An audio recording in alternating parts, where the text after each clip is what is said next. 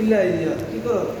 আল্লাহ ইবাদত করো, কারোর সাথে শরীক নয়। এসব বলে বলছে ওয়াবিল ওয়ালিদাইনি ইহসানা, মা বাবার সাথে সদাচরণ করতে।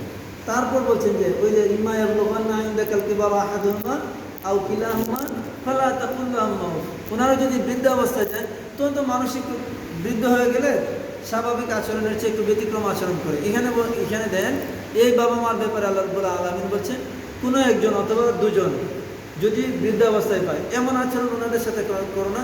ফালা তাকুল লাহুমা উফ, যেন তারা কি করে উফ শব্দটাকে বলে। তাহলে কি করবেন? এর শেষে ওয়ালা তানহারহুমা, তাদেরকে ধমকও দিন। তাহলে কি করবেন?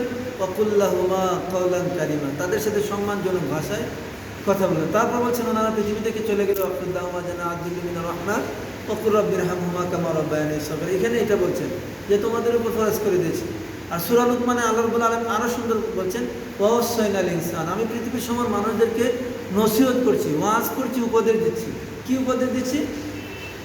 বিওয়ালিদাইহি ইহসানা, তারা যেন মা বাবার সাথে সদাচরণ করে। কেন সদাচরণ করবে? বলছে হামালাতহু উম্মুহু, সরাসরি মায়ের কথাটা টেনে আনলেন। হামালাতহু উম্মুহু, তার মা তাকে বহন করেছেন। ওয়াহনান আলা ওয়াহন, কষ্টের পর কষ্ট করে তার মা তাকে বহন করেছেন, গর্ভধারণ করেছেন। তারপর ওয়াফিসালুহু ফি আমাইন, 2 বছর তাকে দুধ পান করেছে। আনিস কুল্লি, আমার কৃতজ্ঞতা স্বীকার করো, ওয়ালি ওয়ালিদাইনি, মা বাবার কৃতজ্ঞতা স্বীকার করো। সেই মা বাবার ব্যাপারে আল্লাহ রাব্বুল আলামিন বলছে ওয়া উম্মিহি ওয়া আবি, সেই মা বাবা তোমার চেয়ে পলায়ন করবে। দিনটা কেমন কঠিন হবে?